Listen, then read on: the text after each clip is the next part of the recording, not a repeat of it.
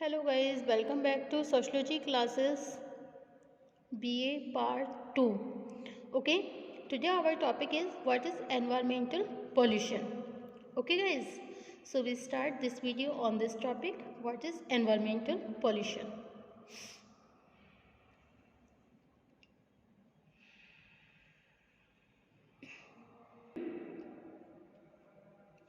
साधारणतः प्रदूषण का आशय किस प्रकार की गंदगी अथवा दोष से समझा जाता है।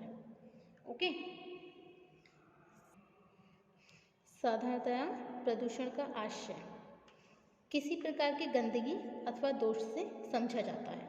व्यापक अर्थ में प्रदूषण एक ऐसी दशा है जो पर्यावरण अथवा वातावरण की गंदगी और अपवित्रता का बोध कराती है। साथ ही इसका तात्पर्य प्रकृति के तत्वों के संतुलन में होने वाली कमी से भी है।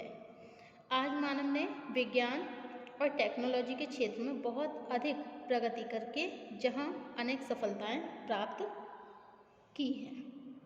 ओके, पर्यावरण प्रदूषण एक व्यापक अवधारणा है जिसमें अनेक प्रकार के प्रदूषणों का समावेश होता है। वैज्ञानिकों ने प्रदूषण के विभिन्न प्रकारों को 5 मुख्य भागों में विभाजित करके स्पष्ट किया है। इन्हें हम वायु प्रदूषण, जल प्रदूषण, ध्वनि प्रदूषण, मृदा प्रदूषण तथा रेडियोधर्मी प्रदूषण भी कहते हैं। ओके, तो फर्स्ट है इसमें these are the all types of environmental pollutions: air pollution, water pollution, noise pollution, soil pollution and radioactive pollution. First है हमारा वायु प्रदूषण, एयर पॉल्यूशन। एयर मतलब वायु, पॉल्यूशन प्रदूषण। ओके, तो वायु जीवन का एक प्रमुख तत्व है। सभी प्राणियों और वनस्पतियों के जीवन के लिए स्वच्छ वायु सबसे प्रमुख आवश्यकता है, मतलब स्वच्छ वायु सबसे जरूरी है।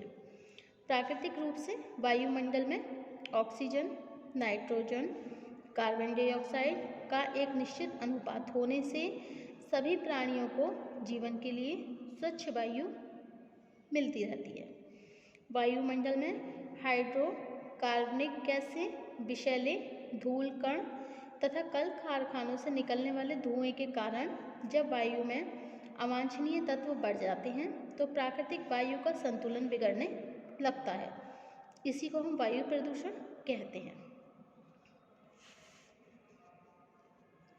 वायु प्रदूषण के प्रभाव संपूर्ण मानव जाति के लिए अत्यधिक घातक है। जैसे जैसे वायु प्रदूषण बढ़ता है, प्रकृति का संतुलन बिगड़ने से अनावृष्टि, सूखा, भूकंप जैसे प्राकृतिक संकट उत्पन्न होने लगते हैं। नंबर 2, कार्बन युक्त धुएं के फैलने से शरीर को पर्याप्त मात्रा में ऑक्सीजन नहीं मिल पाती। इससे शरीर में रक्त विकार, दमे और खांसी की बीमारियां, सिरदर्द तथा हीमोग्लोबिन की अधिकता जैसी बीमारियां उत्पन्न होने लगती हैं। नेक्स्ट, वायु प्रदूषण बढ़ने के साथ पौधों को प्राकृतिक भोजन मिलने की प्रक्रिया धीमी पड़ने से हरियाली कम हो जाती है। ओके, औद्योगिक अपशिष्ट में पैदा होने वाली दुर्गंध बड़े क्षेत्र के निवासियों में श्वास और पेट की बीमारियां उत्पन्न कर देती है। ओके,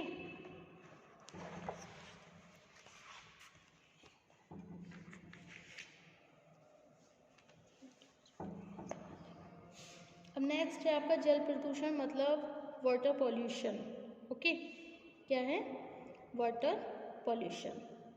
जल एक जीवनदायी तत्व है जिसके बिना किसी भी जीव के अस्तित्व की कल्पना नहीं की जा सकती। संपूर्ण विश्व के लगभग 2/3 हिस्से पर जल है। अनेक भौतिक, प्रौद्योगिक तथा मानवीय कारणों से जब जल का रूप प्राकृतिक नहीं रह जाता तथा उसमें गंदे पदार्थों और विषाणुओं की मात्रा बढ़ने लगती है, तब इसी दशा को हम जल प्रदूषण कहते हैं। जल प्रदूषण के मुख्य स्रोत और कारण इस प्रकार से हैं। नदियों, नंबर 1, नदी, झील और तालाब में सीवर का गंदा पानी इकट्ठा होना। नंबर 2, आज विभिन्न प्रकार के डिटर्जेंट और साबुनों का प्रयोग बढ़ने से जल प्रदूषण बढ़ रहा है। ओके, नेक्स्ट, खेतों में उर्वरकों और कीटनाशक दवाओं का प्रयोग एक बड़ा भाग जमीन के अंदर तथा ऊपर वाले पानी में मिल जाता है जिससे जल प्रदूषण बढ़ रहा है। ठीक है, अब नेक्स्ट है आपका ध्वनि प्रदूषण जिसे हम बोलते हैं नॉइज पॉल्यूशन। वातावरण में बहुत तेज और असह्य आवाज़ से शोर उत्पन्न होता है, उसी को हम ध्वनि प्रदूषण कहते हैं। ध्वनि की तीव्रता इकाई को डेसिबल कहा जाता है। डेसिबल पैमाने के 0 से ऊपर आते ही बहुत हल्की ध्वनि सुनाई देना आरंभ हो जाती है। साधारणतया हम बातचीत करते समय जो आवाज़ निकालते हैं वह 25 से 30 डेसिबल इकाई के बराबर होती है। 110 डेसिबल इकाई तक की ध्वनि को मनुष्य सहन कर सकता है, लेकिन इससे अधिक तीव्रता की आवाज़ न केवल असह्य होती है बल्कि हमारे लिए बहुत हानिकारक भी होती है। एक लंबे समय तक मनुष्य 60-70 डेसिबल इकाई से अधिक ध्वनि के बीच रहता है तो उसमें अनेक प्रकार के मानसिक विकार पैदा होने लगते हैं। ध्वनि प्रदूषण के स्रोत अथवा कारखानों की मशीनों से जो शोर उत्पन्न होता है, इसके अलावा टेम्पो, खटारा गाड़ी की बढ़ती हुई संख्या भी नगरों के वातावरण में ध्वनि प्रदूषण उत्पन्न कर देती है। ओके, ध्वनि प्रदूषण विवाह और त्योहारों के समय लाउड स्पीकर, बैंड की आवाज़ से ध्वनि प्रदूषण उत्पन्न होता है। घर में टेलीविज़न, टैप रिकॉर्डर की आवाज़ इतनी तेज होती है, ध्वनि प्रदूषण उत्पन्न होता है।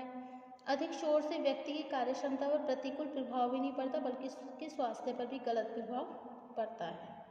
ओके, अब नेक्स्ट है आपका मृदा प्रदूषण, सॉइल पॉल्यूशन।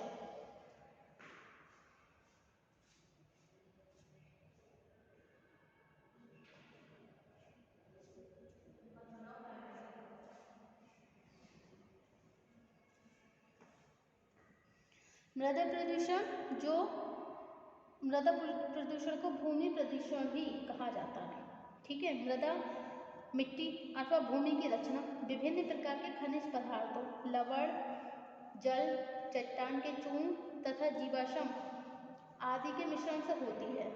इन विभिन्न पदार्थों के अनुपात में जब अवांछित परिवर्तन होने लगता है तब इस दशा को हम मृदा प्रदूषण कहते हैं।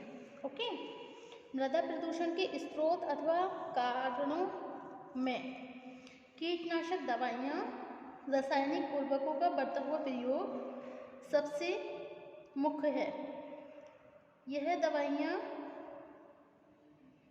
और उर्वरक भूमि के अंदर मिट्टी के उन सूक्ष्म जीवों को नष्ट कर देते हैं जो मिट्टी के प्राकृतिक रूप को बनाए रखने में योगदान करते हैं। ओके,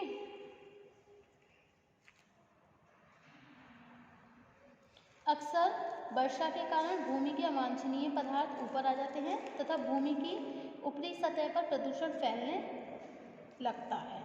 कल कारखानों के कचरे और गंदे पदार्थ खाली भूमि पर डालने से भी मृदा प्रदूषण बढ़ जाता है।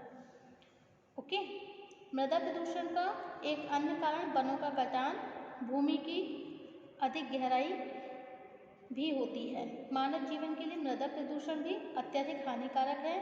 मृदा प्रदूषण बढ़ने से फसलों और पौधों में विषैले तत्वों का समावेश भी हो जाता है। ओके, अब आगे है, आज के युग में रासायनिक खादों का उपयोग आवश्यक है, लेकिन यह उपयोग बहुत संतुलित रूप से होना चाहिए। सीवर लाइनों से निकलने वाले गंदे पानी की निकासी बहुत दूर के किसी ऐसे स्थान से की जानी चाहिए जिसमें मृदा प्रदूषण उत्पन्न ना हो सके। ओके, अब नेक्स्ट है रेडियोधर्मी प्रदूषण, रेडियो एक्टिव पॉल्यूशन। विज्ञानों ने जब परमाणु की खोज की तो ज्ञात हुआ कि परमाणु में असीम शक्ति है। उस समय यह आशा जगी थी कि इस शक्ति का उपयोग औद्योगिक उत्पादन करने, बिजली पैदा करने तथा भूगर्भ में छिपी खनिज संपदा तथा तेल आदि का पता लगाने के लिए किया जाएगा। इस आशा पर उस समय कुठाराघात हो गया जब द्वितीय विश्व युद्ध में अमेरिका ने जापान के हिरोशिमा तथा नागासाकी नाम के 2 नगरों पर परमाणु बम गिराकर उनका सर्वनाश कर दिया। कुछ ही घंटे में 1 लाख से अधिक लोगों की मृत्यु हो गई। अनेक किलोमीटर के क्षेत्र में वनस्पति और जीव जंतु नष्ट हो गए। जीवित बचे हुए लोगों में अधिकांश विकलांग बन गए और परमाणु विस्फोट से निकली रेडियो एक्टिव किरणों के प्रभाव से अनेक वर्षों तक आगे जन्म लेने वाले बच्चे भी अपंगता का शिकार बन गए। ओके, तो फर्स्ट आ गया आपका एयर पॉल्यूशन, वायु प्रदूषण। ओके, और सेकंड पॉइंट कौन सा आया आपका? नॉइज पॉल्यूशन, ध्वनि प्रदूषण, वाटर पॉल्यूशन, जल प्रदूषण, सॉइल पॉल्यूशन, मृदा प्रदूषण, रेडियो एक्टिव पॉल्यूशन, रेडियोधर्मी प्रदूषण। ओके,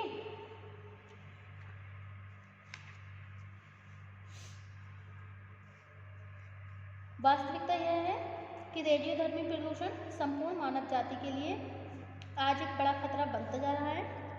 इसका कारण यह है कि जल प्रदूषण, वायु प्रदूषण, मृदा प्रदूषण को संगठित प्रयत्नों से रोका जा सकता है, लेकिन रेडियोधर्मी प्रदूषण को रोक सकना अत्यधिक कठिन कार्य है। परमाणु रिएक्टरों अथवा भट्टियों से आणविक प्रक्रियाओं से बचे हुए कचरे को नष्ट करना एक बहुत गंभीर समस्या है। एक बार वातावरण में रेडियो एक्टिव किरणें उत्पन्न हो जाने के बाद उन्हें नियंत्रित नहीं किया जा सकता। यह रेडियोधर्मी प्रदूषण तरह तरह के शारीरिक दोषों को जन्म देने का एक प्रमुख कारण है। परमाणु परीक्षण जल और स्थल दोनों ही के जीव जंतुओं के जीवन पर हानिकारक प्रभाव डालते हैं। रेडियोधर्मी प्रदूषण को केवल तभी रोका जा सकता है जब अंतर्राष्ट्रीय कानून बनाकर नाभिकीय विस्फोटों पर पूर्ण प्रतिबंध लगाया जाए। Okay, thank you for watching my YouTube channel. Thank you so much. Next topic होगा हमारा पर्यावरण प्रदूषण के प्रमुख कारण। Okay, main causes of environmental pollution. Thank you.